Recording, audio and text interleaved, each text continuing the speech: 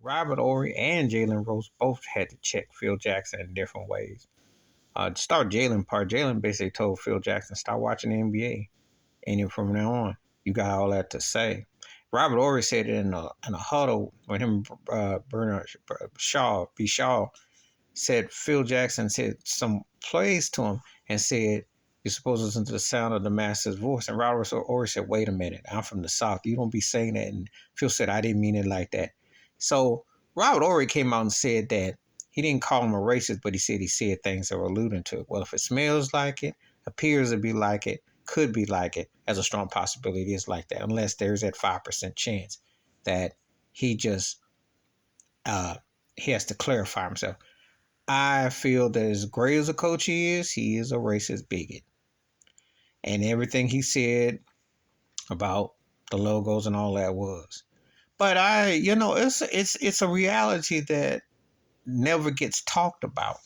Well, see, those kind of words and instances, he would never have said that when he was trying to capture his rings. He wasn't dumb enough to say it when he was coaching Michael Jordan, Scottie Pippen. No, Scottie Pippen said it. Scottie has been considered to some to be kind of like, he'll be kind of like, I don't want to say flaky, but he has tendencies to kind of veer off, you know. And sometimes with Scottie, especially when he thought he was better than Michael Jordan, you thought he was delusional. Great player and underrated in a lot of ways. But just aside from that, and then of course the Powell thing with Tony Kukoc, but they did push the Tony Kukoc thing in Chicago. That's a fact. They wanted the white Euro player to blow up. He wasn't the dude. He had a decent career. He wasn't the dude, but there was the agenda, and he was paid more than Jordan and Pippen at one time.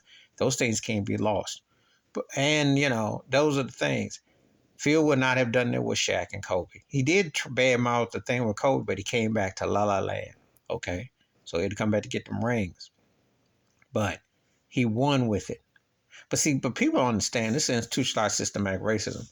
You'll tolerate things because if you're getting the bag and you're getting the accomplishments, oh, you'll put up with stuff to do it all the time. Slave masters were willing because they were making the money. Hated the people, but liked the money. You see, and I don't know if Phil Jackson is that deep with it, but his words definitely cut deep.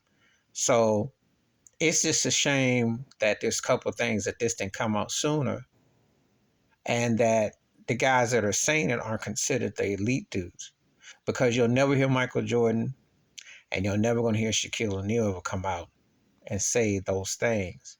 Dennis Rodman was a middle of the road cat with him, so it was tolerable. Scottie's the only one that was a big time player to come out and say that. Or he's big in the postseason, but he doesn't carry the cachet as Scottie does. But again, because of Scottie's reputation. But I'm just saying, it's a lot more widespread than I know. I already know.